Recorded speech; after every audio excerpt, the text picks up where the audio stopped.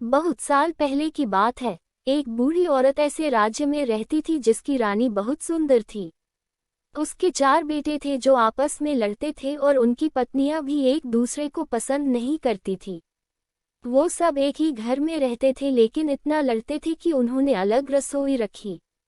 बूढ़ी औरत चाहती थी कि सब एक साथ खुशी से रहे और एक दूसरे की मदद करे।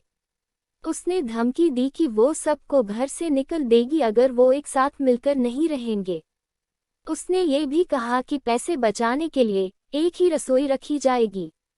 ऐसे करने से उसे इस बात की उम्मीद थी कि सब एक साथ मिलकर रहने लगेंगे। बेटे थक गए और आखिर में उन्होंने अपनी माँ की बात मान ही ली। बेटे अपनी सारी कमाई अपनी माँ को देते थे क्योंकि वो गरीब थी।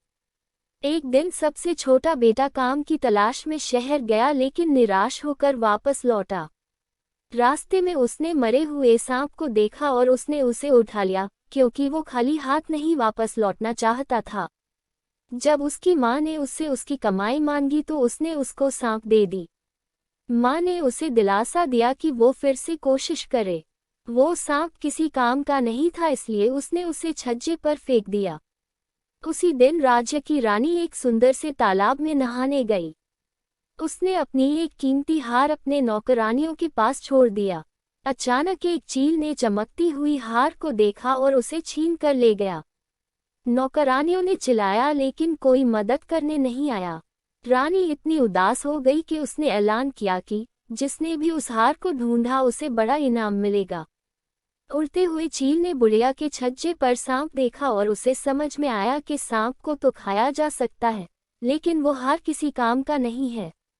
उसने हार को छोड़ दिया और सांप को ले गया। अगले दिन बूढ़ी औरत छज्जे पर कपड़े डालने गई तो उसने हार को देखा। वो जानती थी कि रानी वो हार कब से ढूंढ रही थी। दिवाली कुछ ही दिनों में होने वाली थी। इस मौके पर दिए जलाए जाते हैं को लक्ष्मी जी खुश करने के लिए। बूढ़ी औरत रानी के महल गई और चौकीदार से पूछा कि क्या वो रानी से मिल सकती है। रानी ने हार को देखा तो वो बहुत खुश हो गई और उसने वादा किया कि वो बूढ़ी औरत को बड़ी रकम देगी। बूढ़ी औरत ने मना कर दिया और बोली, मैं गरीब हूँ, इतनी बड़ी रकम मैं संभाल नहीं सकती। मेरी यह इच्छा है कि दिवाली पर सिर्फ मेरे ही घर में दिए जलाए जाए और किसी के घर में नहीं। रानी थोड़ा हैरान हुई लेकिन वो इतनी खुश थी कि उसने आदेश दिया कि सिर्फ बूढ़ी औरत के ही घर में दिए जलेंगे। बूढ़ी औरत ने अपने परिवार को घर का एक एक कोना साफ करने को कहा और खूबसूरत फूल से सजाने को भी कहा। सबने साथ में मिलकर काम किया और बूढ़ी औरत ने पूरे घर में दिए जलाए। 12 बजे लक्ष्मी जी आई और चारों तरफ अंधेरा देखकर निराश हो गई। लेकिन उन्होंने बूढ़ी औरत के घर में जलते हुए दिए देखे। क्योंकि उन्हें दिए पसंद थे उन्होंने बूढ़ी औरत के दरवाजे पर दस्तक दी। बूढ़ी औरत ने दरवाज़ा खोला और अपने परिवार वालों को लक्ष्मी जी को फूल और मिठाइयों से स्वागत करने के लिए कहा।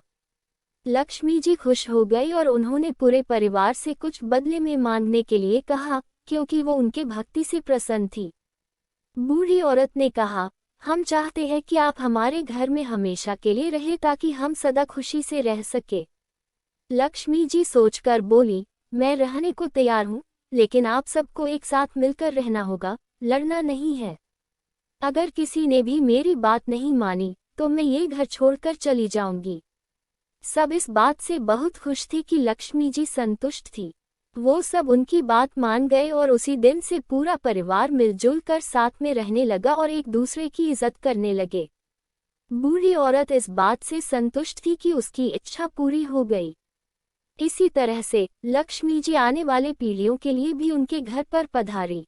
दोस्तों, आपको ये कहानी पसंद आई तो अपने दोस्तों को शेयर करें और अगर आप चैनल पर नए हैं तो सब्सक्राइब करें और नोटिफिकेशन बेल दबाना ना भूलें।